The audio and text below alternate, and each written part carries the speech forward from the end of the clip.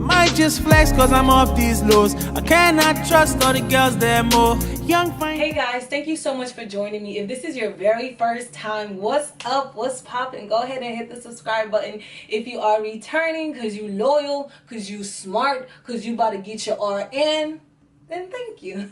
But right off the bat, I just wanted to share with you the best studying tips that I've gotten over my academic career, and the tips that have really moved me from being a C testing student to an A/B testing student. Okay, so this is not strictly only for nursing students, this is for all students, okay? Because, you know, wherever you go and whatever your major is, you take tests, and I mean, I would assume you want to be a good test taker, so but anyway, let's get right into the video. So these are not in any particular order, okay? These are just whatever my brain recalls. I wrote them down, so we're going to see how all this works.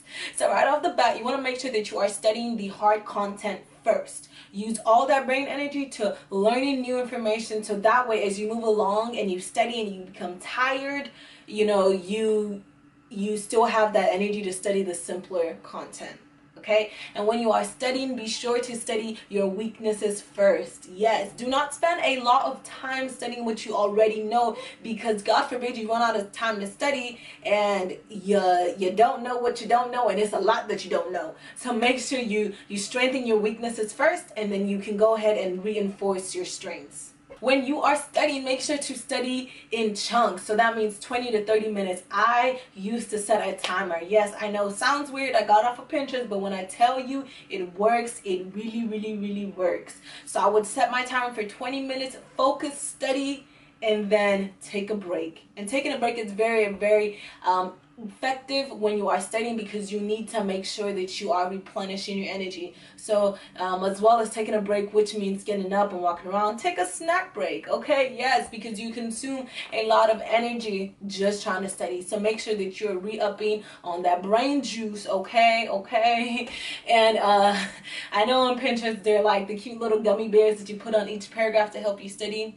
Well, y'all know I love to eat, so that gummy bear trick is for a dummy, because I would eat all the gummy bears and only have a paragraph. So that did not work for me. But what really worked for me was making sure that I took breaks and ate something not too sugary, because you have too much sugar, your body's like, woo, turn up, let's go do something unproductive. When it comes to studying, make sure that you study not only in chunks, but with enough time. So we're not talking about, you know, studying the night or two before the exam. No, you want to make sure you give yourself at least like 45 days, you know, somewhere in that range, so that when you're studying, you can break it up in chunks. I talked about this in my previous videos, how I would study in segments. You know, I'll start studying on like Sunday for a test on Thursday, stuff like that. If you don't know, refresh, go back to my other videos, and that does a better job explaining. So you want to limit your distractions, whether it is TV or your phone. Turn off the TV or put the TV on mute. That is what I used to do. I like a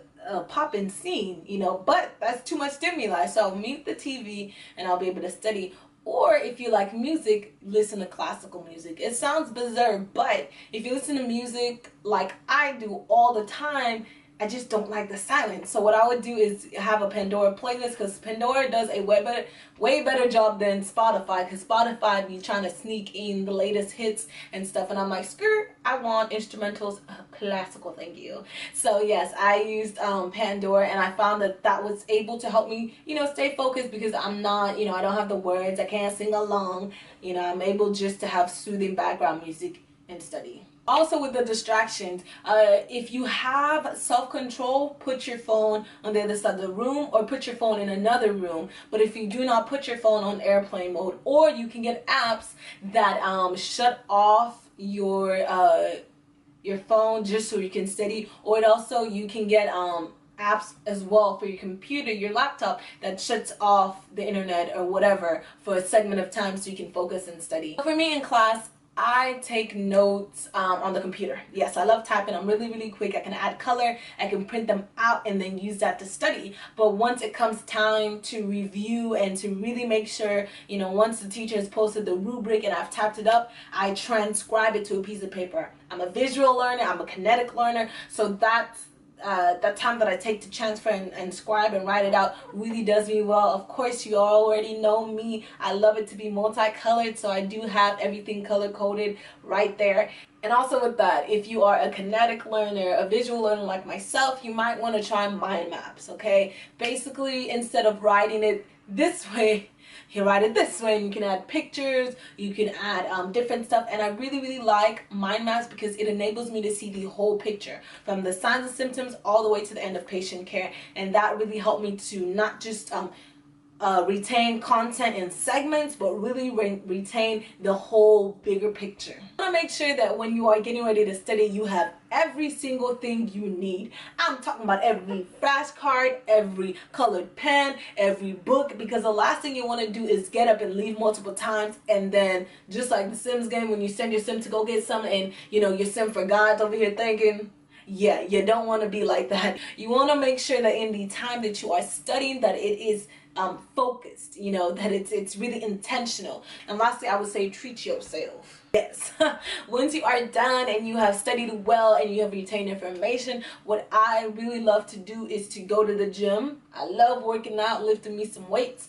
I would go to the gym and work out, and while I would be doing like the treadmill or the elliptical, you know, I would have my flashcards with me, or my study material. And you just want to make sure once you've done your first set of studying, where you've really immersed yourself in the material, that as you're going along your day, you're continuously, purposely, and intentionally focusing on that material and the little things you do. Like, for example, when I would go to the gym, I would have my study notes with me, and this is after I have set aside that time, okay? So I would do that whenever I'm at clinicals and we have spare time, I would whip it out. Whenever I'm sitting at lunch and I'm sitting by myself, I would whip it out and I would study. So just make sure that you're doing all you can to prepare yourself so you can be amazing and you can pass your test, okay? So that is all the tips I have for you guys today. So yes, don't forget to subscribe.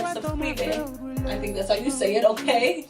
And go to my YouTube, Instagram, and Snapchat. Snapchat is popping. I'm more active on Snapchat. And leave any comments you have below. What testing or what study tips helped you the most and what helped you the least? Yeah, because we don't want to do what is there. Alright? So go ahead and share that with me, and I will see you next time. Bye.